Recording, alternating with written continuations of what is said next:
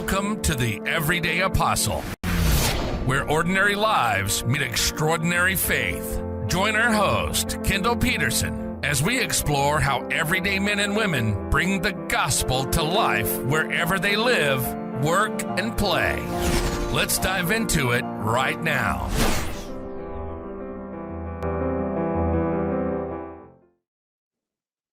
Hello, and welcome to episode 6 of the Everyday Apostle podcast. I'm your host, Kendall Peterson, and it is an honor to bring these inspiring stories of people trying to live out their faith in their daily lives. And I hope you guys are enjoying this show. I've been receiving some amazing feedback. If there's anything you want to see that you're not seeing, you let me know.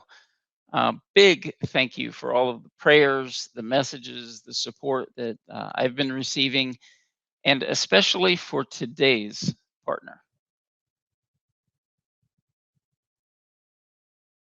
The Everyday Apostle is brought to you by our partners, the Wow Center. For over 50 years, the Wow Center has been transforming lives in South Florida by empowering adults with intellectual and developmental disabilities. They offer life skills training, employment opportunities, and social activities that help foster independence and build community. And there's an exciting event coming up you won't want to miss. Join us on October the 25th, 2024 at the beautiful Coral Gables Country Club for Wow Royale, starting at 8 p.m. It's going to be an unforgettable evening with fantastic entertainment, gourmet dining, and the chance to support a truly wonderful cause. To learn more about the Wow Center and get all the details on the Wow Royale event, visit wowcentermiami.org.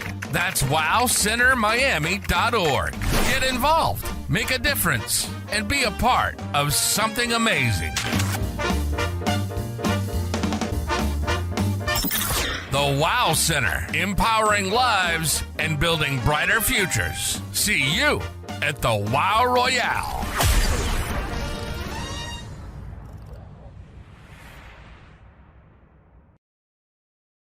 Please check out the Wow Center. If you're not familiar with them, you will not be disappointed. And I'd love to see you guys at Wow Royale. I will definitely be there. Today, without further ado, I'd like to jump into my guest for today. I have the privilege of welcoming an extraordinary guest whose journey from a life of crime to a life of faith and service is truly inspiring to me personally and to my family. Pastor Eric Robinson, welcome to the show. Thank you for having me, Kendall. I'm just going to read your bio because this is a pretty incredible story. So Eric Robinson knows firsthand the challenges of a troubled past, with a history that includes arrests for assault and battery, gun possession, theft, and cocaine possession. Pastor Eric has seen it all. But in 1998, while serving time in a Dade County jail, he experienced a life-altering out-of-body experience with the Lord Jesus Christ. This profound spiritual awakening ignited a passion in Pastor Eric for juvenile intervention and prevention. After having his rights restored by former Governor Jeb Bush in 2003, he shared his powerful testimony with a hearing officer at the Department of Juvenile Justice in Tallahassee. This pivotal moment opened doors for him to connect with and guide juveniles who are making the same mistakes he did over 20 years ago. Pastor Eric served at the Juvenile Detention Center in Miami for over 10 years and continues to mentor young people. His dedication doesn't stop there. He also served as the associate pastor at the Way Fellowship Church in Pembroke Pines, Florida, and is certified by the state of Florida as an addiction counselor, behavioral health technician, and peer recovery specialist. A devoted husband and father, Pastor Eric continues his vital work in the field of addiction, using his personal experiences and his professional skills to make a difference in the lives of many. And I have seen some of that firsthand. Welcome to the show, Pastor Eric. Thank you. Pastor Eric, I know you through my wife's organization, and she had nothing but really, really positive things to say about you. And as I said before, I've seen some of your work, great reputation in the community that you have. but I don't know anything about you. So let's kind of get to that. Where did you grow up? I grew up here in Miami, Florida, Okay. Which part of Miami were you in? Liberty City. Okay. All right. And did you grow up with a mother, father, and siblings and all of that typical I home? grew, yeah, Ken. I grew up in a single parent home. I was raised by my mother. Okay. All right. Um, if you don't mind me asking, was your father ever a part of your life, or do you not have any interaction, or had you not had any interaction with him growing up? Well, I knew of my father. He lived in Washington D.C., but through my younger years, I didn't have any recollection of him or had any interaction with him. And so, like I said, I grew up with only my mother. Okay. Any brothers and sisters? Unfortunately, Ken, I'm the only child. Okay. um, so was there any faith in your home as you guys were growing up? Did you guys go to church or anything like that? Yes, there was. My grandmother, she was a very devout Christian, and she made sure that her grandson was in church every Sunday, every Tuesday, and every time the doors were open. It's funny how often the grandmother is that, matriarch of the family and makes sure that people come into church. So that definitely sounds like that was no different in your family. Yes. Um, in what ways did you guys live out your faith other than going to church on Sunday? Were there other things that you guys did? Well, growing up, I can't really recall any other way that we, showed our faith besides going to church. One thing I can say about my family, they were always givers. Anytime that someone had a need, my family, my grandmother, mother, they would always try to help anyone in the community. Yeah, I can see where you get your servant's heart then. Um, Talk to me a little bit about, those ages where it gets a little bit tougher, right? Middle school, high school, you start to kind of flex your independence, especially as a male. So tell me about those years in your life. Well, Kendall, it started back in elementary school when I went to the inner city school called Ponciana Park. Um, that was the first time I realized I didn't have a father. I was a part of the Cub Scouts, and they asked us to bring our fathers the next day. I went home crying and asked my mother where was my father. And from there, the anger set in. I began to become rebellious by the time I was in the eighth grade. And from high school, it just got worse. Yeah, those are some challenging times. I've, experienced it in my own family as well. What kind of things, when you talk about anger and acting out, what did that look like practically? What kind of things were you doing? So once I hit junior high school, being that I'm the only child, I believe I was bullied as a child. And once I stood up for myself, I think I went a little overboard, and then I got suspended for fighting, and from there, my behavior totally changed, where I was now the aggressor. But like I said, Kendall, it came from anger of not having a father. And so once I got to high school, um, I got with the wrong group of people, and I joined the gang. And from there, my life was uncontrollable. Do you think that, that joining the gang, becoming, part of something a little bit larger, having other role models, older kids and things like that, do you think that was a surrogate for the missing father? Yes, it was. I would imagine, fast forward a little bit, I would imagine in your professional career, you've seen a lot of that, right? Unfortunately, Kendall, I do. I pastor at Everglades Correctional Institute here in Miami, Florida, and basically every man there does not have a father present in their life. So if I'm in a room of 50 men, maybe half of them never even knew their fathers, and so we know where the problem is. It lies with the fathers. Yeah, it's a big role when you're a father. If you actually understand that, there's a tremendous responsibility, not just for the immediate term, but also for the future and future generations. So fatherhood is a critically important role that we have as men. Um, let me So talk to me a little bit. You're angry. You're acting out. You're now pushing into gang life, and I don't imagine that that gang was planting flowers in the park and doing all kinds of great community service projects. So what kind of things did you find yourself involved in? We found ourselves, strong arm robberies, stealing out of stores, um, selling drugs. And so, whenever you join a gang, you have to do what the other ones do, especially the older ones. And so I found myself in a life of crime. And so, um, how long was it before you first went to jail? The first time I went to jail was I was 19 years old in Key West, Florida. And I was charged with cocaine possession, strong arm robbery, and aggravated assault.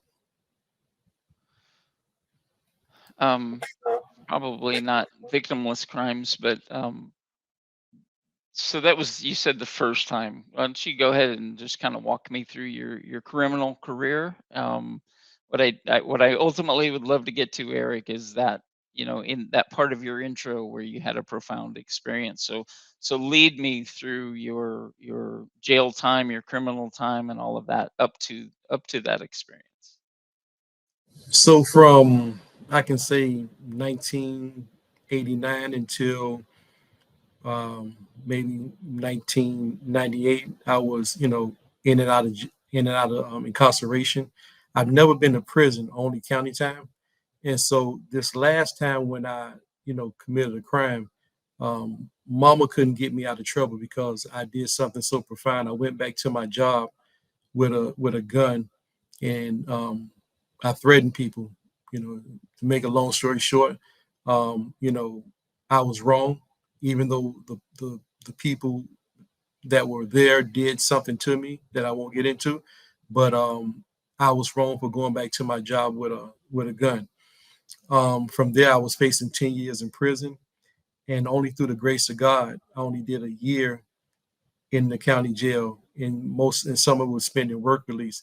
But while I was there, Kendall, um, I was attending church because I knew that's where I could find peace because that's where grandmother would always take me when I was young. And one church service, I came back to my cell and I got on my knees and I said, God, if you're real, and I know that you're real, come into my life and save me. And Kendall, I have to tell you, that night I wasn't in the cell. I was on a cloud, Kendall, and I'm scared of heights. And I was looking down and I heard this voice say, jump. And it felt like I stood there forever. And I kept hearing this voice said, jump. And I took a chance and I jumped, Kendall. And when I jumped on the next cloud, it lit up. And I heard a voice said, I know he's real. I heard myself say, I know he's real. And I was thrown into my body. And when I jumped up, I didn't know where I was at. And I began to cry. And when I began to cry, I just asked, I said, well, what's going on? And I heard a voice, Kendall, it said, I took the anger from you. And I thought I was going crazy because I heard this voice. And I said, what was I angry about? He said, you hated your father. I said, I didn't even know my father. He said, that's why you were so angry because you never had the love of a father. And from that day, Kendall, I've never been the same. What I mean, that's an amazing story, Eric. It really is. Um, so what was the immediate change? Obviously, that's a remarkable experience, and there's the shock of it, and then probably some questioning about whether that was real or you made it up. Like, talk to me a little bit about maybe that first day after all of that happened. After that experience, Kendall, I knew that God took the anger from me because I didn't feel angry anymore. And he allowed me to sit in Dade County jail for that year and profess my faith, not only to the inmates, but to the staff. And the way I was able to do that is by being a model inmate while I was there. I gave them no trouble because the anger was gone, Kendall. And the people around me, they saw it, that I wasn't the same person that I was. I attended church. I was back on time from work release, and I did everything that was expected of me, and I was released early. But it started right there. And if I can add this, Kendall, and so when I was released from work release, and I was walking to my vehicle, I said, I'm never coming back. And I began to cry, Kendall, because I heard that voice again. And it said, you will be back, because you got to tell other people about the good news of Jesus Christ. And that's why today, Kendall, I'm still doing prison ministry at Everglades Correctional Institute over 10 years. That's amazing, Eric. That's why I love doing this. Conversion stories and stories of how God acts, and when Jesus is truly present in your life are so remarkable. Um, so so here you are. You're still a young man. You've made a decision. I'm never coming back to prison on this side of things. But obviously, there's a little personal commitment to going back and serving as a witness to those people that need to hear that message. Um, how what then happened? What did you do to align your life to the profession that you have now? I had to find me a good Bible teaching church, Kendall. And I landed at a church called 93rd Street Community Missionary Baptist Church under the leadership of Pastor Carl Johnson. And there he raised me up in the Lord. That was my second birth. I had already been saved, but I rededicated my life right there at 93rd Street Community Missionary Baptist Church. And I began to get busy for the Lord. I was on the feeding ministry. I drove the bus. I did juvenile ministry. I stayed busy in the Lord. Do you think that's important? Do you think that there's a power in motion to our faith? We have been saved to serve. It is the most important thing in ministry. We must serve. And so, my favorite, one of my favorite scriptures is in Matthew's, where it talks about, when I was hungry, you fed me. When I was thirsty, you gave me something to drink. When I was naked, you clothed me. When I was in the hospital, you came to see me. When I was in prison, you visit me.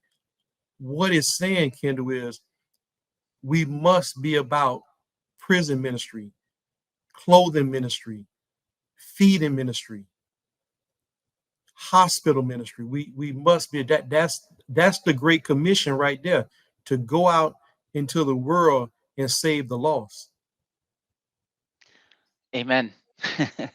um, so I don't know that I'll get this right, but so you find yourself at the 93rd Street Community Missionary Baptist Church. Is that right? Yes, yes, Um, the you're just kind of soaking it all in and giving all that you've got. And I've seen that a lot. That was the way I was when I had my conversion at 42 years old. I have seen a lot of people. Um, you get so overwhelmed with that peace and with that love of Christ that all you want to do is serve Him. Um, and so you go, go, go, go, go. Did you ever reach a point where there was burnout, where you had to kind of reorient yourself, or has it been wide open ever since? but we all slow down with age, Kendall. So, and when you have a family, you have to prioritize because your family is your first ministry. But I can't really say I slowed down. I just prioritize, how I do ministry now. And so I do more outreach ministry. I'm still involved in working at homeless shelters, going to prison ministry, going to church, going to hospitals. And so I do a lot of outreach ministry. And so that never gets tiresome to me. Yeah, I think if I prefer to refer to it as maturity and not age, but as you mature, you realize that you need to be more efficient with it, and you do have to balance a lot of priorities. You mentioned your family and your home. Talk to me a little bit. Obviously, you're married because we discussed that in the intro, but talk to me about your wife and your children. Kendra, I have a beautiful wife of 16 years. Dr. Carlene Vincent Roberts. She's a dean at FIU. And I have two lovely daughters, Faith and Grace. Faith is 12 and Grace is 9. And I knew as a Christian that I had to get married. This is my second marriage. And I knew that for me to be the man that God called me to be, that I had to make that covenant with someone. And I'm so glad that God brought Carlene into my life.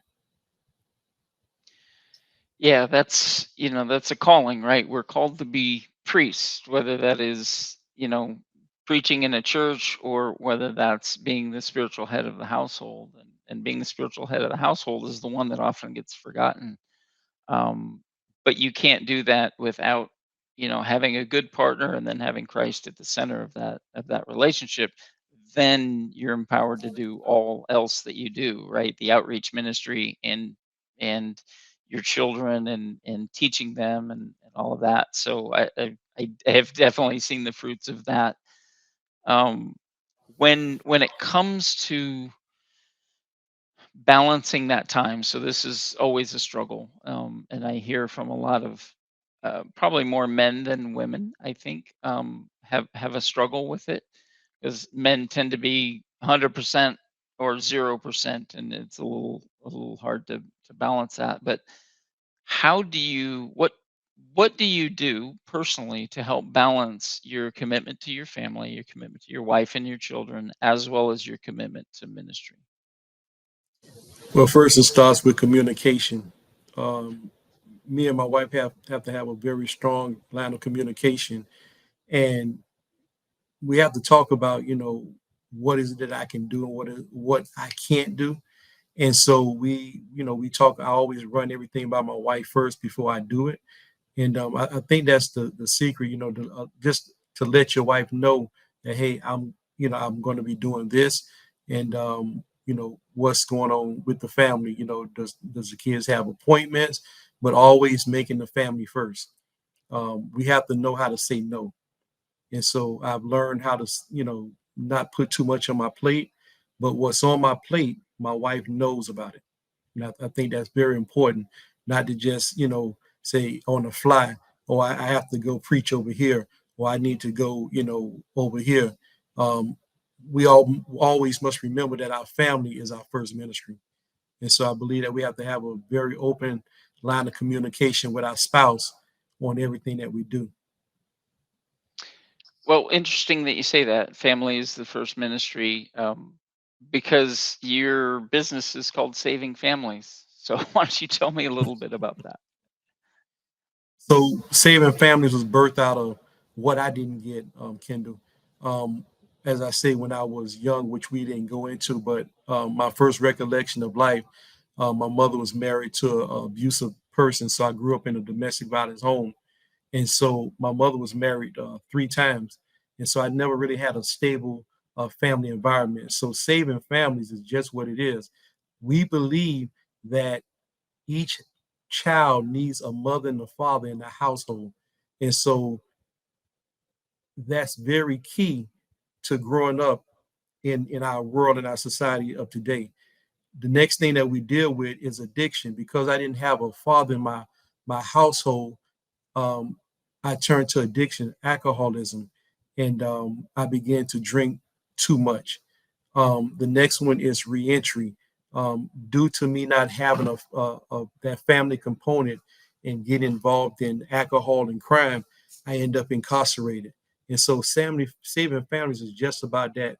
It must start in the home, and we can have a better environment as far as in the schools and in the community. So, if I had to, wrap it up, saving families, we deal with family counseling, um, addiction, reentry, and the last component is victim advocacy. Right now, I work with a company called Thrive in Mind, where I work with victims of crime, and so that's very near and dear to me right now.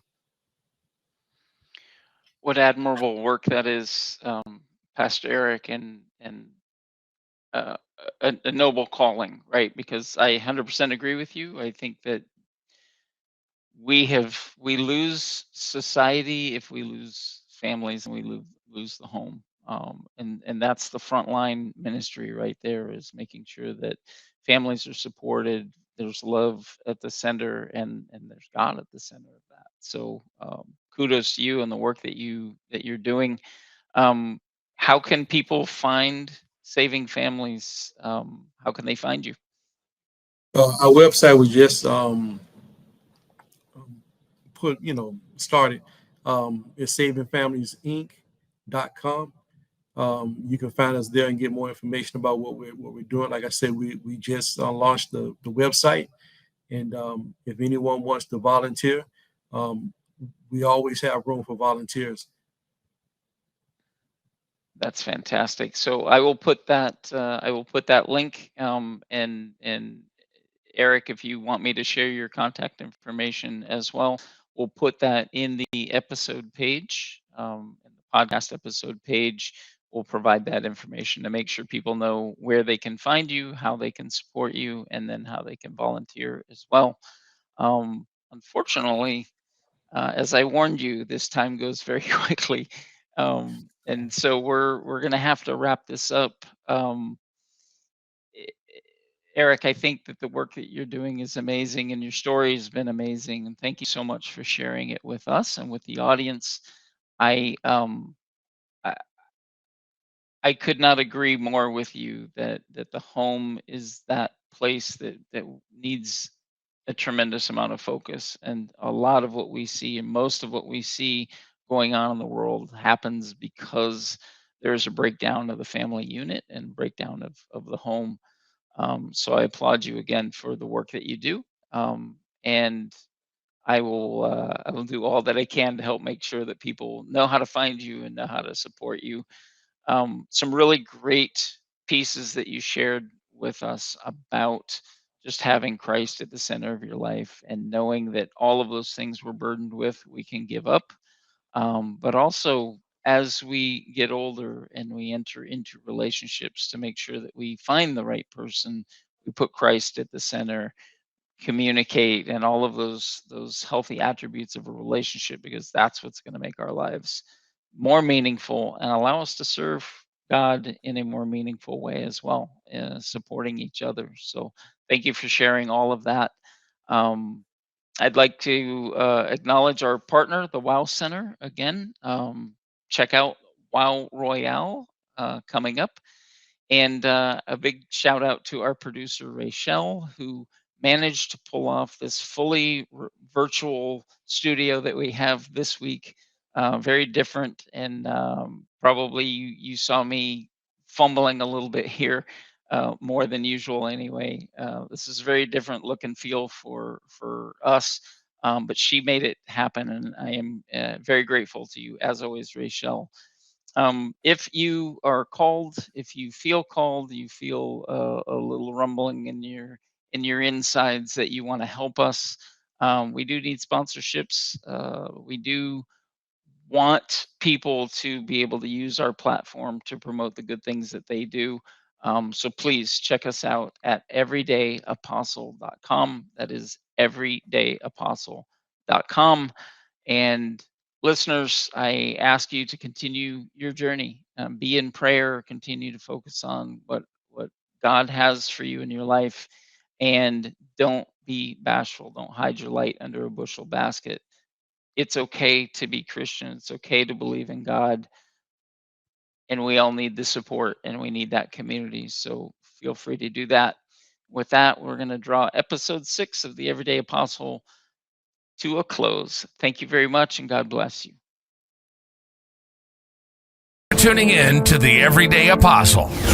Don't forget to like and subscribe on YouTube, on your favorite podcast outlet, and at our website at everydayapostle.com. Until next time, stay blessed.